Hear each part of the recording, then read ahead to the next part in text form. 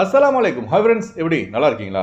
ஈரானின் ட்ரோன் தாக்குதல்கள் மீண்டும் தொடர்கிறது. ஜோர்டான் மற்றும் சவுதி அரேபியாவின் எண்ணெய் உற்பத்தி நிலையங்கள் மீது குறிவைத்து தாக்குதல். வளைகுடா நாடுகளில் பதட்டம் உருவாகியுள்ளது. மிக மிக முக்கியமான நியூஸாக பார்க்க போகிறோம். அடுத்து குவைத் ரேஷன் பொருட்களை விற்றாலோ இந்தியா இலங்கைக்கு கொண்டு சென்றாலோ அதிரடி நடவடிக்கை. வர்த்தக மற்றும் தொழில்துறை அமைச்சகத்தின் புதிய சட்டம். அடுத்து குவைத்தில் அதிகரித்து வரும் போலி காவல்துறை அதிகாரிகள், வெளிநாட்டவர்கள் உஷார். இப்படி பல முக்கியமான தகவல் இந்த வீடியோவில் இருக்குது. வீடியோ ஃபுல்லாக பாருங்கள். உங்கள் நண்பர்கள் அனைவருக்கும் கட்டாயமாக இந்த வீடியோ ஷேர் செய்யுங்க.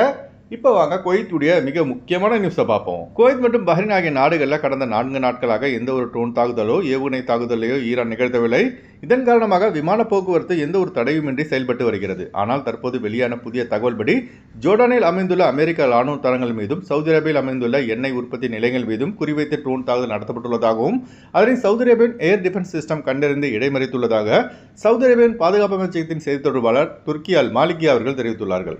அமெரிக்கா மற்றும் ஈரானுக்கு இடையே பேச்சுவார்த்தை நடந்து கொண்டிருக்கும் வேளையில் சவுதி அரேபியா மற்றும் ஜோர்டான் மீதான தாக்குதல் மீண்டும் வளைகுடா நாடுகளுக்கிடையே பதற்றத்தை உருவாக்கியுள்ளது.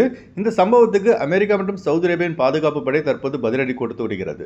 4 நாள் 5 நாள் சும்மா இருக்கானுங்க, அப்புறம் மறுபடியும் தாக்குதலை ஆரம்பிச்சிடறாங்க. இந்த வளைகுடா சண்டை நிரந்தரமாக ஒரு முடிவுக்கு வந்தால் மட்டுமே Kuwait, Saudi Arabia, Qatar, Bahrain ஆகிய நாடுகளில் வசிக்கும் அரபியர்கள் மற்றும் வெளிநாட்டவர்கள் நிம்மதி பெருமிச்சு விடுவார்கள். விரைவில் இந்த வளைகுடா சண்டை நிரந்தரமாக முடிவடைய பிரார்த்தனை செய்யுங்க. அடுத்து ஒரு மிக முக்கியமான தகவல். குவைத்துடைய வர்த்தக மற்றும் தொழில்துறை அமைச்சர் ஒசாமா புதை அவர்கள் அதிரடியான சட்டத்தை அமல்படுத்தியுள்ளார்கள். அரபு டைம்ஸ் பத்திரிகையில் வெளியான ஆதாரத்தின்படி குவைத்தி குடிமக்கள், அவர்களது குடும்பத்தினர்கள் மற்றும் வீட்டு பணியாளர்களுக்கு குவைத் அரசால் வழங்கப்படும் ரேஷன் பொருட்களான அரிசி, பருப்பு, சர்க்கரை, எண்ணெய், பால்டின் ஆகியவைகளை குவைத்திகள் இனி பொதுவெளியில் விட்டால் அவர்கள் மீது கடும் நடவடிக்கை எடுக்கப்படும்.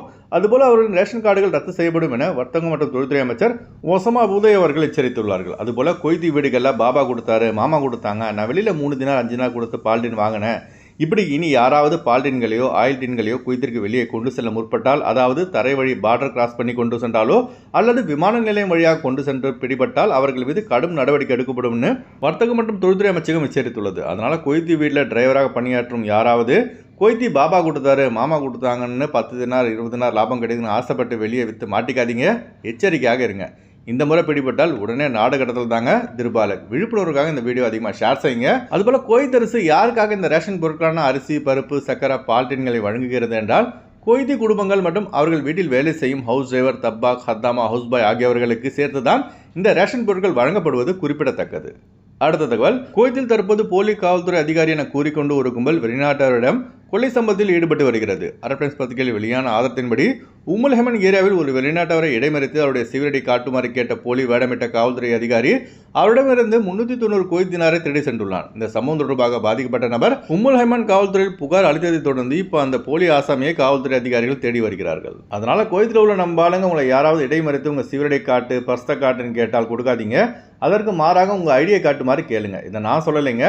குவைத்தின் டெபுட்டி பிரைம் மினிஸ்டர் மற்றும் உள்துறை அமைச்சருமான ஷேக் ஃபஹத் அல் சபா அவர்களே வெளிநாட்டவரின் பாதுகாப்பை கருதி கேட்க சொல்லியிருக்காரு.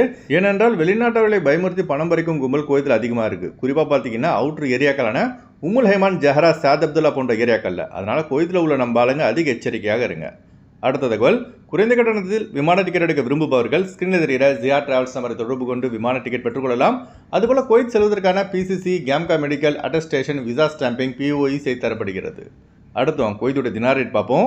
ஒரு தினார் குவைத் இந்தியாவின் மதிப்பு 308 ரூபாயாக உள்ளது. ஒரு தினார் குவைத் இலங்கையின் மதிப்பு 1070 ரூபாயாக உள்ளது. இப்போ நான் சொன்னது குவைத்துடைய அல்முலா ரேட்டுங்க. அடுத்து குவைத்துடைய கோல்டு ரேட் பார்ப்போம். 1 கிராம் 24 கேரட் தங்கத்தின் விலை 40 தினார் 873 பில்ஸாக உள்ளது. 1 கிராம் 22 கேரட் தங்கத்தின் விலை 37 தினார் 481 பில்ஸாக உள்ளது. அதுபோல் நம்ம சப்ஸ்கிரைபர் அடிக்கடி கேட்கக்கூடிய கேள்விங்க, அதாவது குவைத்திலேருந்து மற்ற பிற நாடுகள்லேருந்து இந்தியா வரும்போது எவ்வளோ கோல்டு கொண்டு வரலாம் சொல்லிட்டு. அதாவது ஆண்கள் பார்த்தீங்கன்னா 20 கிராம் வரைக்கும் கோல்டு கொண்டு வரலாம், பெண்கள் 40 கிராம் வரைக்கும் கோல்டு கொண்டு வரலாம். அதாவது கோல்டு ஜுவல்லரி மட்டும்தாங்க. மற்றபடி கோல்டு காயின், கோல்டு பிஸ்கட் இதெல்லாம் நீங்கள் கொண்டு வந்தீங்கன்னா கட்டாயமாக டாக்ஸ் கட்டுற மாதிரி இருக்கும். ஓகே ஃப்ரெண்ட்ஸ், இந்த வீடியோ நம்ம ஷேர் செய்யுங்க. இந்த வீடியோ சம்பந்தமாக நீங்கள் என்ன நினைக்கிறீங்க என்பதை மறக்காமல் கமெண்ட்ஸ் பதிவு செய்யுங்க. எப்போதும் இணைந்திருப்போம். உங்களின் ஒருவன் ஜியாவுதீன். அஸ்ஸலாமு அலைக்கும்.